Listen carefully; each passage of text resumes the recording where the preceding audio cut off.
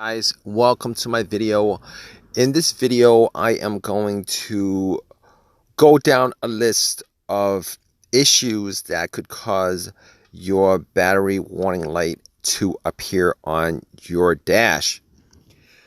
Now, normally when you first start up your engine, that light's going to be there like the rest of the other lights on your dash. Reason being is that it does that to test out the lights in the back of the dash to make sure they work. After your car turns over, that those lights disappear. And it's not normal for that light to stay on. If that light stays on, it means that there is an issue. All right, so we're gonna go down a list of what could be causing that battery light to stay on.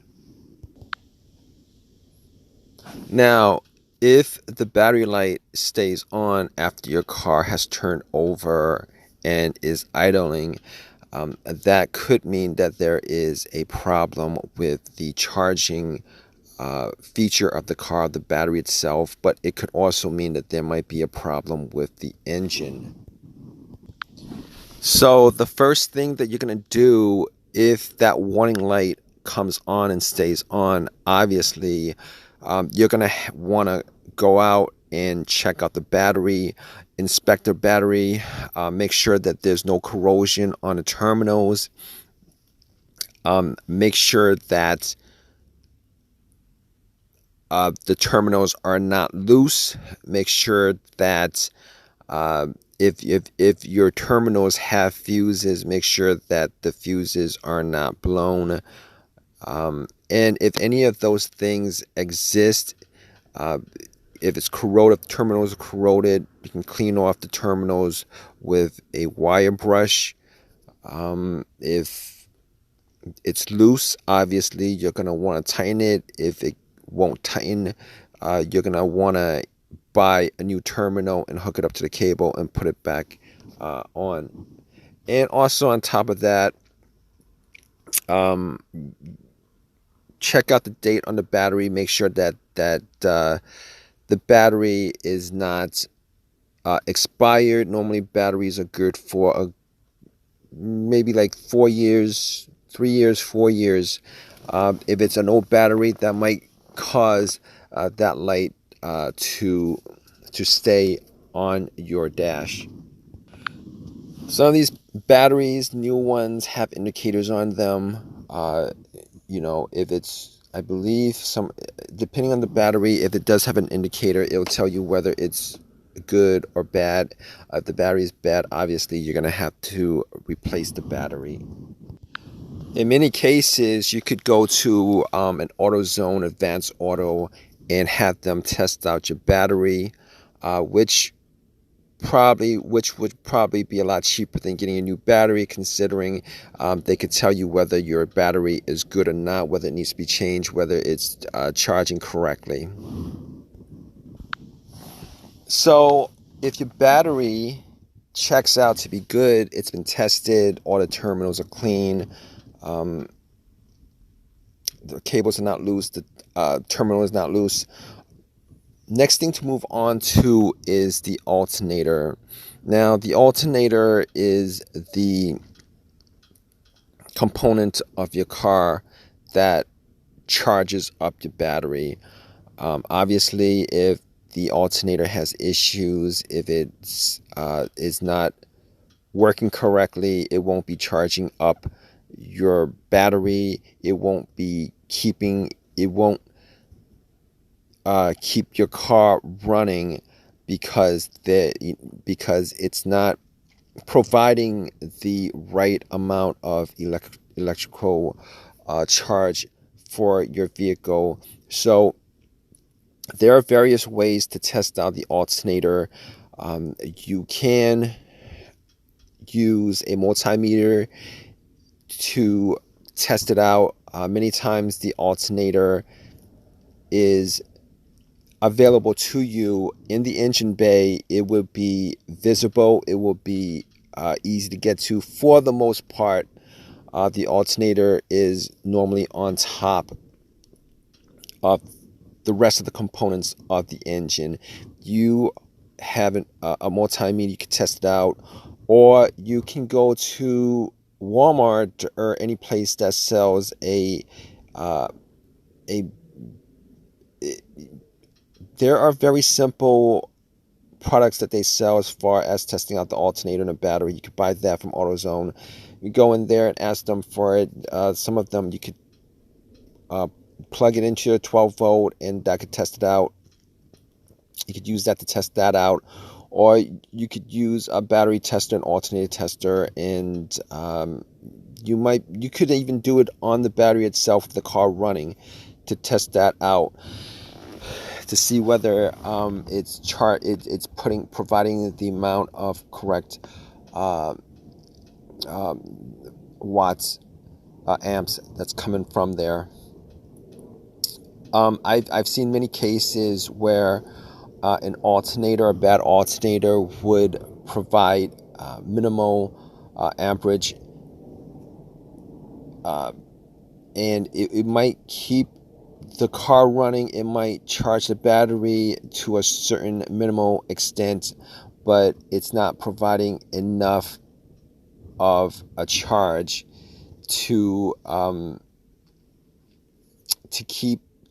fully charge the battery, to fully keep the car running, charged up, particularly when you have electrical accessories on, like a blower fan, radio. Like, many times if the alternator just puts out enough of a charge, if you turn any of those things on, your car could have idling issues. It could die out. It could stall on you. It might shudder because it's not providing enough of a charge to the electrical components of the car. Worst case scenario, if the alternator has issues, obviously, like the battery, you might have to get it changed out, replaced. Many times you would need to get it replaced. Alternators are good for, normally they're good for over 100,000 miles.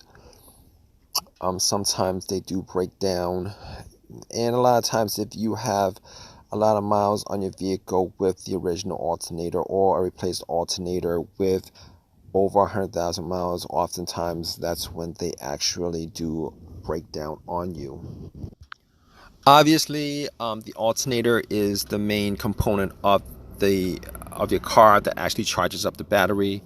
If your alternator has issues, it's not going to charge up your battery. So if you do turn on your car and that light comes on, the battery indicator light comes on, it means that your battery is low because the alternator is charging your battery up minimally. Also, in connection to alternate issues is the regulator. Many times the regulator is a part of the alternator. It's on the alternator itself. If it is on the alternator itself and the regulator is a problem, you will have to change out the alternator to fix that regulator issue, because it's connected to the alternator. Now, in some cars it's also external, so if it's an external part, you can change out the regulator. The regulator essentially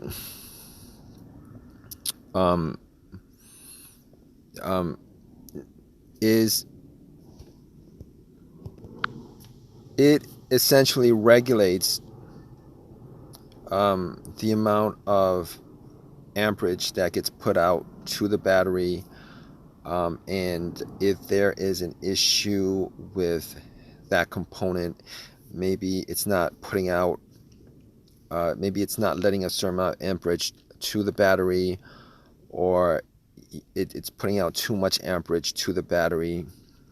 In many cases, that could be the issue. It could cause your battery indicator light to appear on your dash and stay there. Also, In rare occasions, the belt itself, the serpentine belt, the belt that actually spins the alternator, you guys might want to check that out too if you guys are having that battery icon stay on your dash. Now the belt, if it's loose, many times if it's loose, it will make noise. All right, it will make noise if it's loose. However, if it's loose, it can also affect, because it